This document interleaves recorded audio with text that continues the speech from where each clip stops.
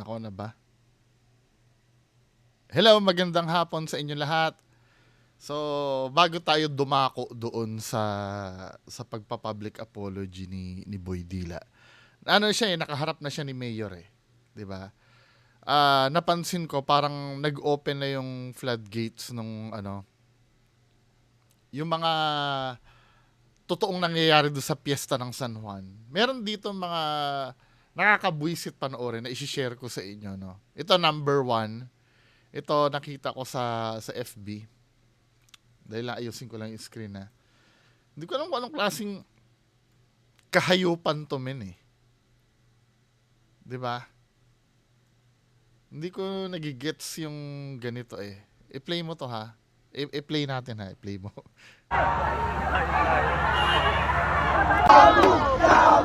Yan hindi ko nagigets to.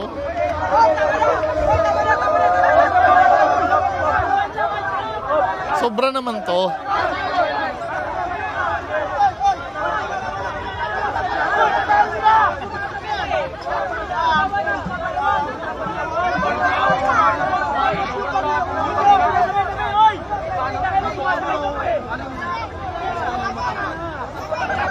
Sinampuhan.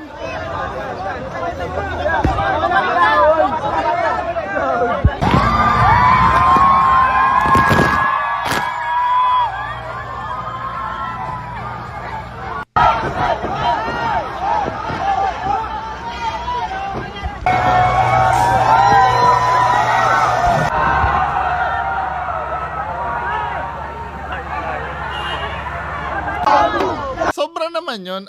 Ano naman to? Anong gimmick to na yung shampoohan yung... Sobra naman to. Ang usapan lang, basaan lang Parang, ito yung problem. Pag hindi na nila inawat yan, pa-upgrade na ng pa-upgrade yung mga may isip ng mga yan na kalukuhan 'Di ba? Kung nag-i-start yan sa yung sa basaan, 'di ba? Unang-una ordinaryong basaan. Ganito kasi ang evolution niyan. Nung una, nagsimula siguro yan sa baso-baso, Then, siguro gusto makagante, tabo na ang ginagamit. Then next year, balde-balde na. Then next year uli, drum-drum na yung ginagamit. Tapos next year, fire hose na. Di ba, men? I mean, tapos ngayon, sinashampuhan na yung hanggang sa, di ba, nag-click ito, hanggang yung ibang tao, mag-iisip na naman sila ng ibang kalokohan na gagawin. Kaya kailangan talaga putulin na to hanggat maaga pa Kung yung tinatanong ako, syempre, nung una, tinatanong ako sa comment section, dapat ba talagang yan, tigilan? Nung una, hindi ako pabor, tradition kasi yan. Pero sa nakikita ko, yung pa-upgrade na ng pa-upgrade yung ginagawa nila, feeling ko kailangan pigilan na yan Kailangan pigilan na to. Tama na to. Kung tradition man yan, yung ginagawa na ganyan, hindi na maganda Alam nyo sa bagong taon, di ba tradisyon naman natin ang magpaputok ng paputok sa bagong taon. May mga pasaway pa rin. Alam nyo, mas pa yun mas okay pa yung paputok Alam nyo kung bakit? Halimbawa, kapag pumutok yun at may nangyaring hindi maganda, ang mapapahamak lang doon yung nagpaputok. Bibihira yung bibihira yung ang mapapahamak yung ibang tao Kalimitan kasi ang napapahamak sa paputok yung yung mismong nagpaputok. Siya lang. Siguro ang damage na madudulot sa ibang tao na nagugulat, sumasabog, pero kaya pa yun. Hindi katulad nito Kapag may mga ganitong okasyon, 'di ba? Ang nagsasuffer hindi naman sila yung inaabala nila 'Di ba? Nakikita nyo kung paano pabarbarik na yung yung nagiging 'di ba? Kung palulusutin mo ngayon yan, mag-a-upgrade ulit next year yan. Baka next year, yung mga rider na nadadaan dyan, pipilitin na nilang maghubad ng t-shirt Diba? Dito pa nga lang, men, oh, makikita mo. Inalis yung helmet tapos yung bandana.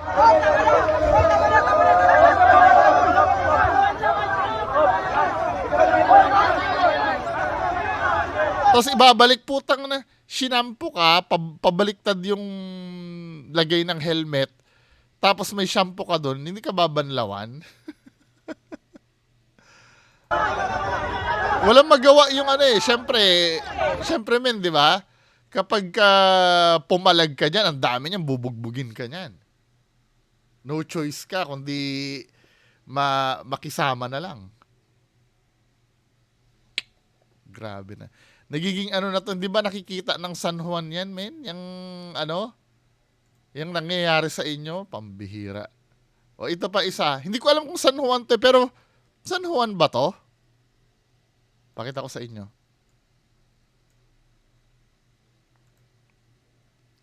Oo, mukhang San Juan kasi mambabasa eh. Ala, nasaksak yata.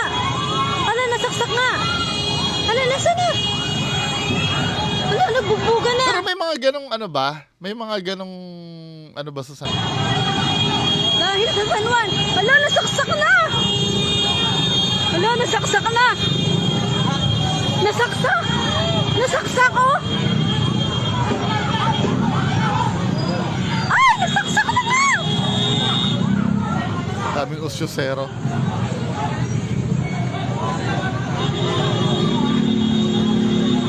Diyos ko.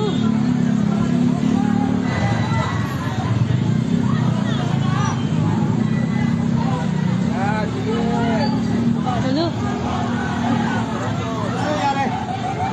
Pare-pares tayo nakikiusyoso eh, no?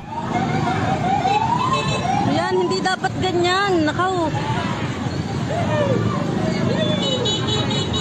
Alam niyong San Juan eh. Ah, San Juan nga. San Juan. Tapos may nag-aaway na dahil... Biruin mo, mga kababayan ko, napaka-petty ng ano, no? Napaka-petty ng pinagmulan. Napaka-babaw. Sobrang shallow ng pinagmulan ng bugbugan. Yung mamamasa ka, tapos yung kabilang parte ayaw mabasa. Tapos mag-aaway. I mean, ganito, iisipin natin, analyze natin. Halimbawa, ako taga San Juan, babasain kita. Tapos ayaw mo, pinipilit kita. Now, natabig mo yung kamay ko. Mapipikon. Ba't ako mapipikon sa'yo? Hindi ko nagigets yun, men. I mean, ako yung mamimirwisyo sa'yo eh. Ang tanging ginawa mo lang, eh, depend sa'yo sarili mo. Tapos ako pa yung may ganang mambugbog sa'yo. Hindi ko naiintindihan kung, di ba, pag mga ganyang bagay, nagsasarado na yung utak ng tao, ano, pagka ganyan. Parang ikakamatay nila pagka hindi ka nabasa. Alam mo yun? Yung katulad nung rider na nilapitan na bubuhusan, talaga lalapitan niya para lang mabuhusan niya. Tapos pag natabig siya pa yung magagalit. Alam mo yung, hindi ko alam kung pagiging siraulo ba yon or ano. Katulad niyan, ito, kung makikita mo dito, may dala-dala silang Nasaksak yata, ano ba yun? Ala, nasaksak yata. Ala, nasaksak nga. Ala, nasa na? Ala, nagbubuga na. I'm so sure dahil sa basaan yan, men. Ala, nasaksak na. Ala. Ang masakit pa niyan, baka mamaya yung pinagtulungan dyan, hindi naman talaga dahil doon sa, I mean, siya lang yung babasain, tapos nag-resist siya, kaya siya binugbog. Although na hindi natin alam yung istorya, no? Pero Ayan, no? Oh, yan, may pulis na. Dala pang Click mo lang tong register. Bihira naman ng mga kababayan natin. Ano ba? Hindi nyo naman ikakamatayan, men eh. Yung nangyayari na yan sa yung mga basaan na yan. Ano bang nangyayari sa buhay natin? Di ba? Ano pa tayo balita na sa bago yung main event? Kasi maaga tayo matatapos niyan, men eh. Ano ito? Anong piyesta to?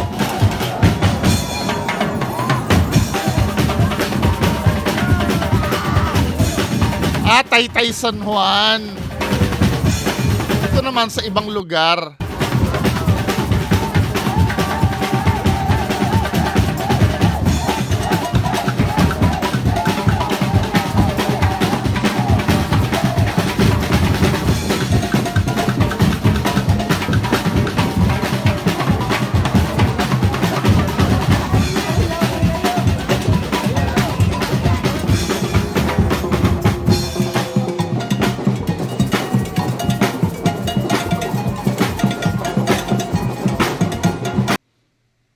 Ito, kasi alam mo kung bakit ano to, walang perwisyo to. Kasi buong community to eh. Hindi naman ito yung yung ruta na dinadaanan ng mga jeep. Kasi pag ruta yan na dinadaanan ng mga jeep, ibig sabihin, ang dumadaan dun sa daan na yon ay hindi lang taga San Juan. 'Di ba? Ito San Juan Taytay naman to. Pero nagbabasaan sila sa community, within the community lang nila. At mga nandoon na tao, understood kasi na may mangyayaring ganun doon. Ang pagkakamali kasi sa San Juan, doon sila nagbabasaan doon sa road kung saan dumadaan yung jeepney na hindi lang naman talaga sa San Juan na bumabiyahe yun. 'Di ba? Yun ang dapat naiintindihan ng mga tao. Kaya doon nagkakaroon ng problema kasi pinakikialam nila yung daan na hindi lang naman sila yung may karapatan dun sa daan, pati naman yung mga nakikidaan na galing sa ibang lugar. Pero ito, since sila lang ang nandyan, mga taga dun lang, wala mapiperwisyo talaga dito. Sige na, yung bala sa'yo na. Katulad nito, no, may matanda na dadaan na nakamotor din. Hoy, si nanay may pasok. Sige na, yung bala sa'yo na.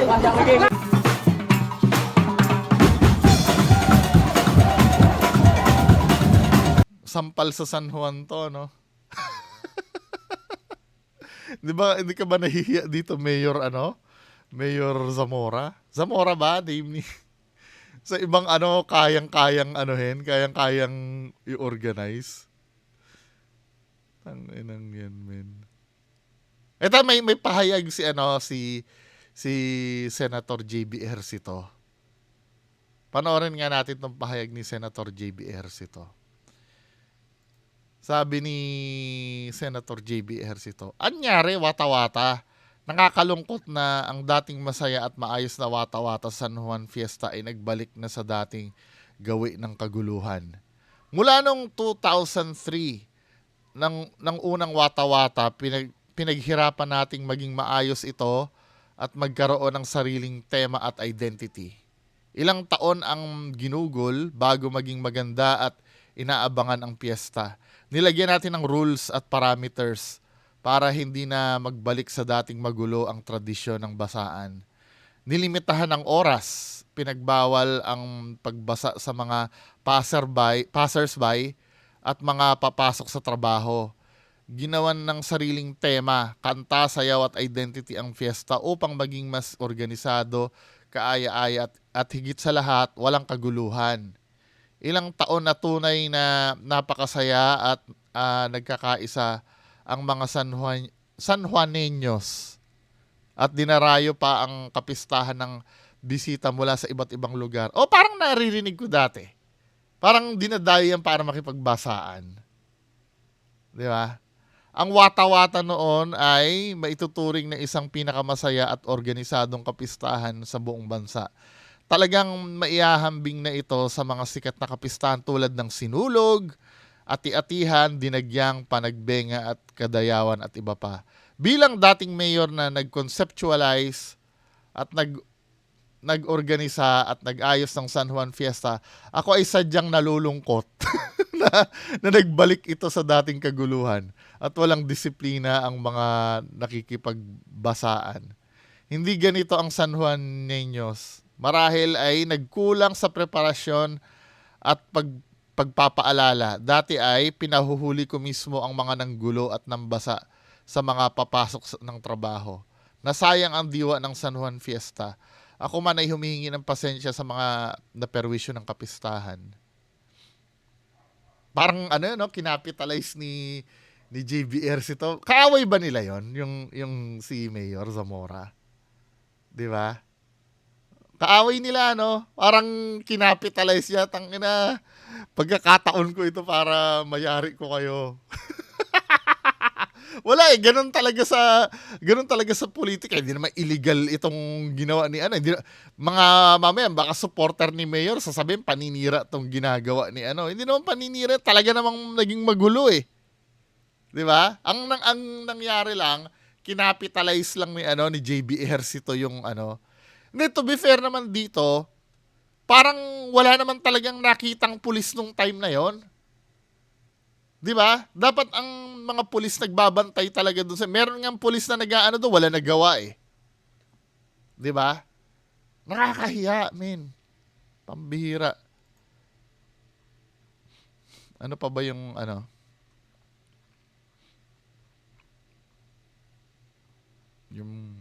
Dito naman tayo doon sa ano. Ako, I don't care if totoo ba itong post na to o hindi. Or ako pwede ko isipin, baka mamaya itong post na to ay alam nyo na, di ba? Anonymous kasi yung nag-post eh. Pwede kasing ang mangyari dito, hindi ko kinakampihan si Mayor Zamora ha. Pwede kasi ang mangyari dito sa post na to, pinost ito ng kaaway niya sa politika para pasamain lalo si Mayor Zamora. Di ba? Pero kung titingnan mo, may point din naman yung post. Let's say fictional. Let's say gawa-gawa lang yung istorya. May point din eh. Di ba? Akmang-akma do sa kaguluhan na nangyari. Ito yun, meno. Start natin to,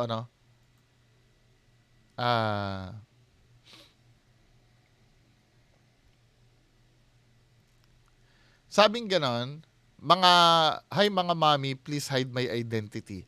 I am facing depression ngayon. Ilang araw na dahilan. Dito pa lang parang Ako feeling ko manufactured to. Hindi ko kinakampihan si Mayor Zamora. Pero yung nito, yung istorya nito, akmang-akma do sa nangyari eh. Pwede naman kasing mangyari ito. Kasi kung halimbawa, let's say, totoo tong istorya nito, no?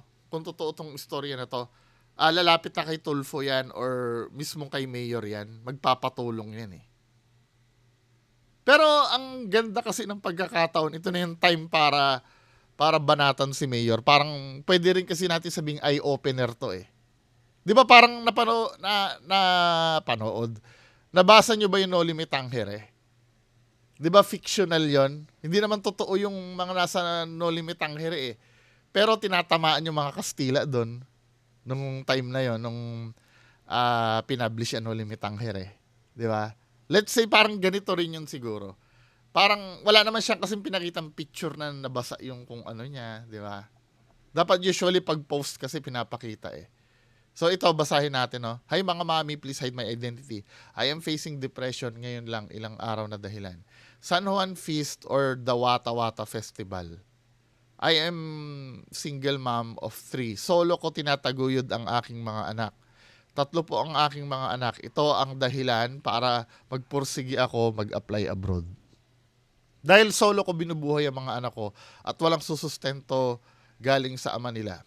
Aminado ako na hirap akong kumuha ng kumumpleto ng requirements na kailangan abroad. Gaya ng passport, NBA clearance, transcript of records, and marami pang iba. Pero sa awa ng Diyos at pagsusumikap ay nakuha ko lahat ng kailangan. Nag-apply ako sa maraming agency papuntang Europe. Halos 1 taon na ako nag-a-apply hanggang sa nagulat ako at ako ay in-email para sa initial interview. At makalipas ang 1 buwan ay muli ako tinawagan para sa employer's interview. Take note, face-to-face employer's interview po ito. At 8 lang po kaming nakapasa sa initial interview. Hanggang sa June 24, Monday, araw po ng aking employer's interview, excited ako.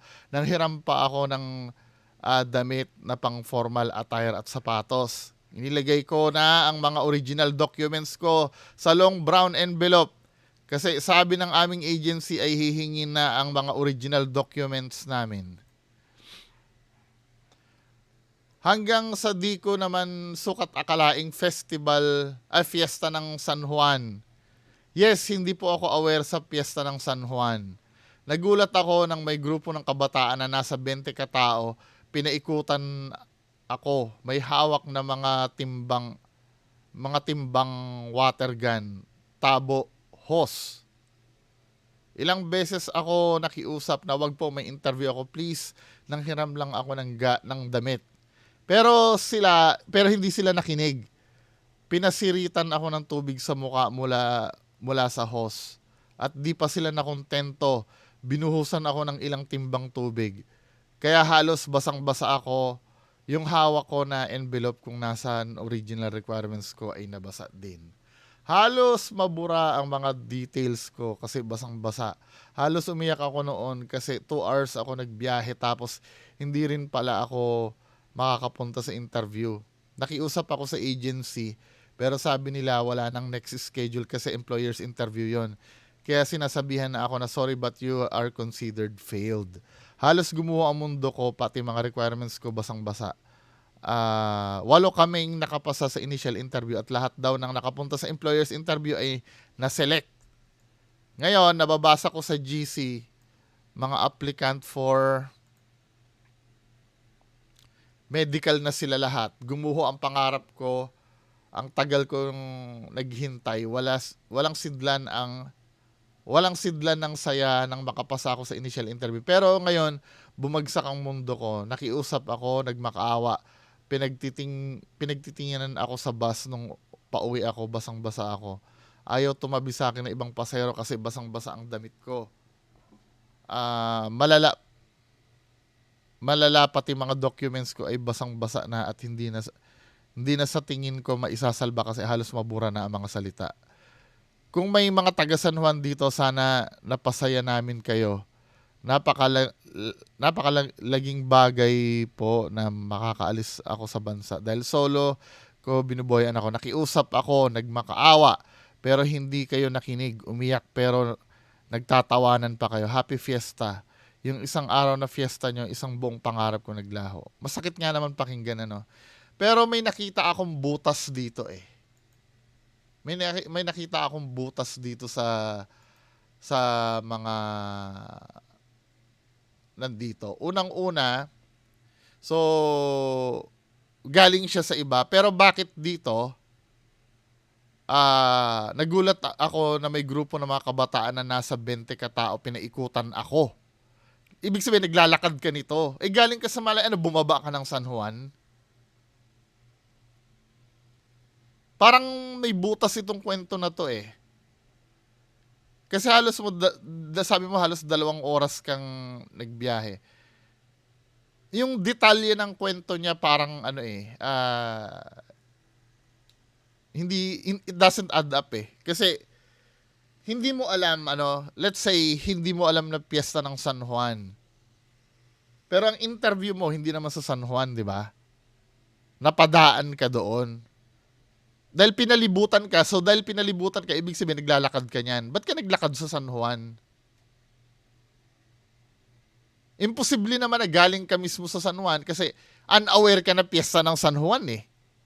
Pwede kasing mangyari dito, taga San Juan ka, lalabas ka, maglalakad ka, saka ka palilibutan. Pero ang sabi mo dito, hindi mo sukat akalain na piyesta ng San Juan. Parang hindi mo alam. 'Di ba? Ibig sabihin, hindi ka taga San Juan. Kahit pa sabihin mo nakitira ka sa San Juan once na hindi mo alam, may preparation yan eh. Tsaka may magwa-warning sa'yo eh. At pag may nag-warning sa'yo, magta-taxi ka na ilalak nyo yung maraming butas yung 'Di ba? Tapos dito, nakiusap ka sa agency pero sabi na wala na next schedule kasi employer's interview yon. Kaya sinabihan ako na sorry but you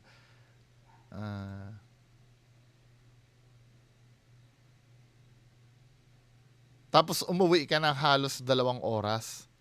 pinagtitinginan ako, nakiusap ako, nagmakaawa. Pinagtitinginan ako sa bus, nung pauwi ako, basang-basa ako, ayaw tumabi sa akin ang mga pasahero kasi basang-basa ang damit ko, malala pati. Hindi mo inano eh. Asan dito yung bandang 2 oras kang bumiyahe? Para nabasa ko dito kanina eh. Tsaka yung transcript of records, yung original nun, kung original man yun, ano, feeling ko kahit mabasa yun, hindi mabubura yung ano nun eh.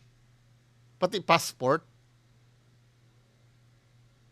May butas yung kwento niya. Anyway, kahit na fictional itong kwento niya, parang pwede kasing mangyari ito eh.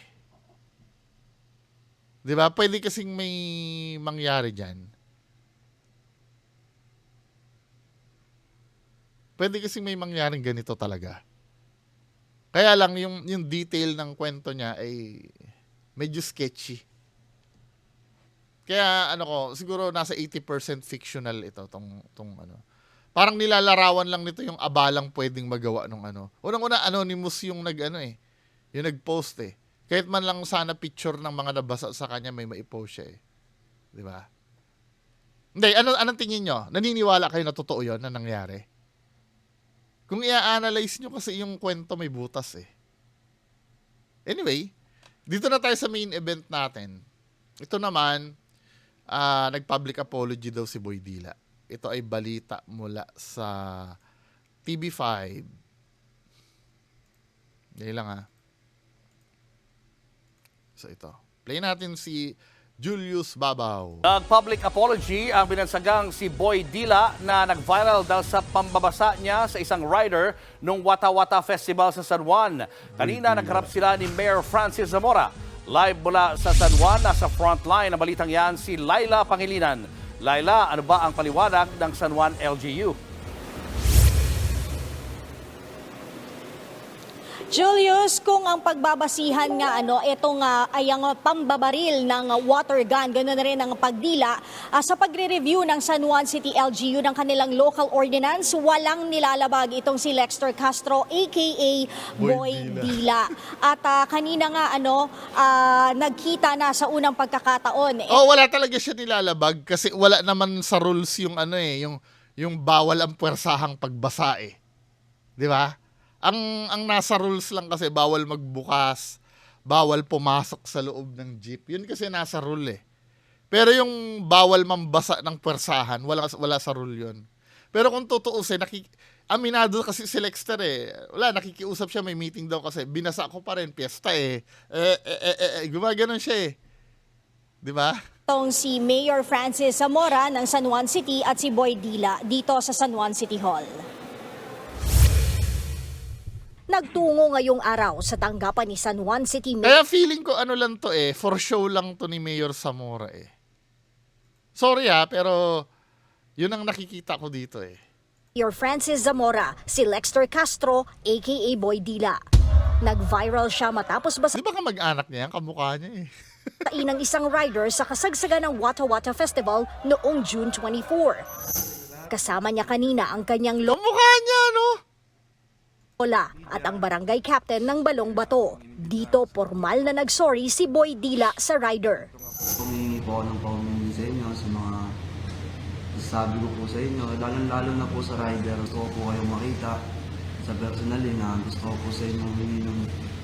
Alam mo, overdue na to eh. Kung una pa lang yan, na nag-viral yan, pinatawag na agad ni Mayor yan.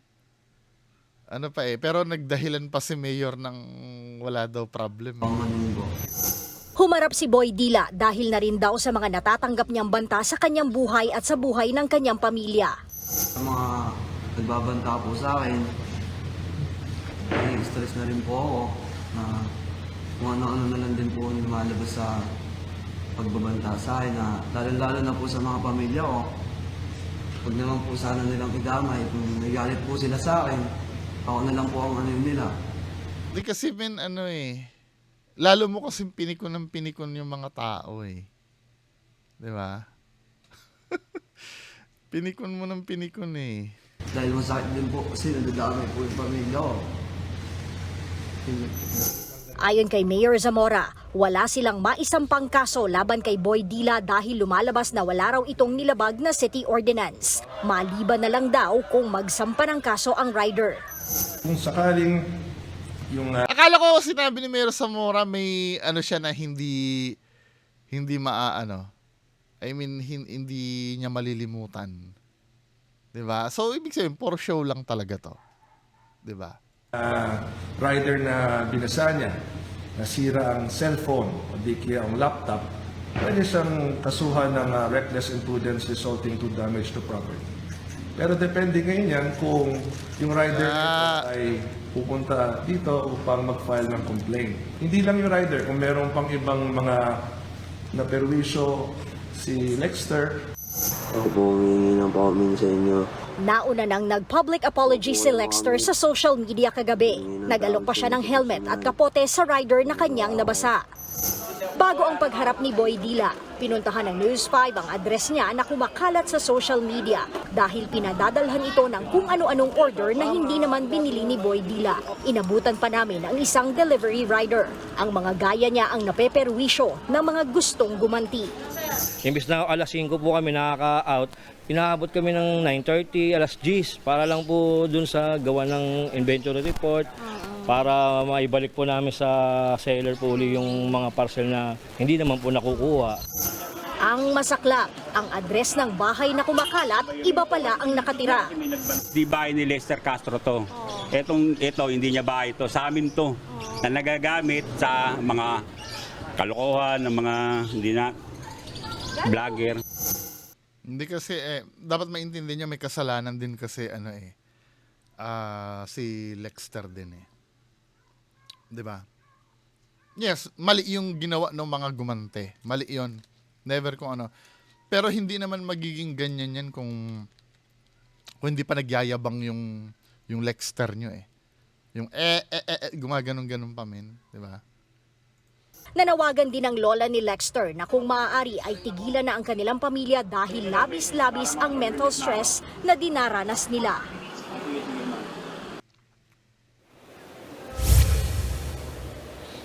Julius, dahil nga sa insidenteng nangyari na pagpasyahan na ng San Juan City LGU na baguhin na ang pamamaraan ng kanilang pambabasa tuwing piyesta dito sa San Juan. Magkakaroon daw sila ng basaan area kung saan ito yung designated area kung saan pwedeng Ito naman.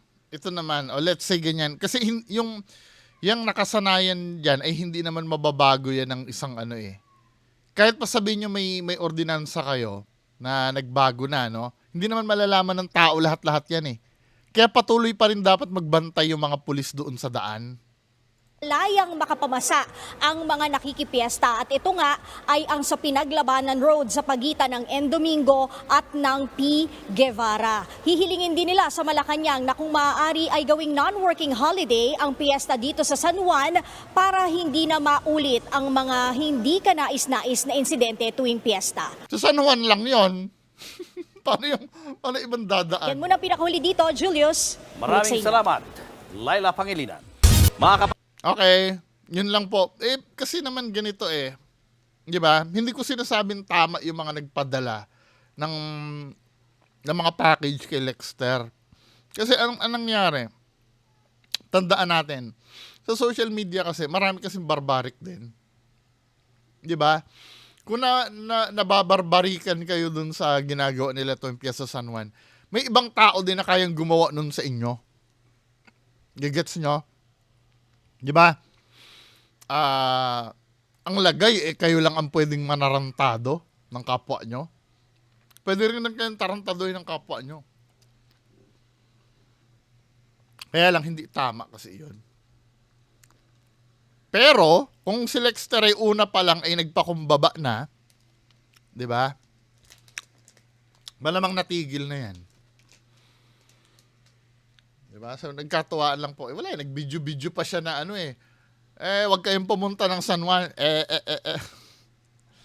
Di ba? Sinamahan niya pa ng ganun kasi Anyway, mga kababayan ko, yan lang po muna. Maraming salamat. Bye-bye!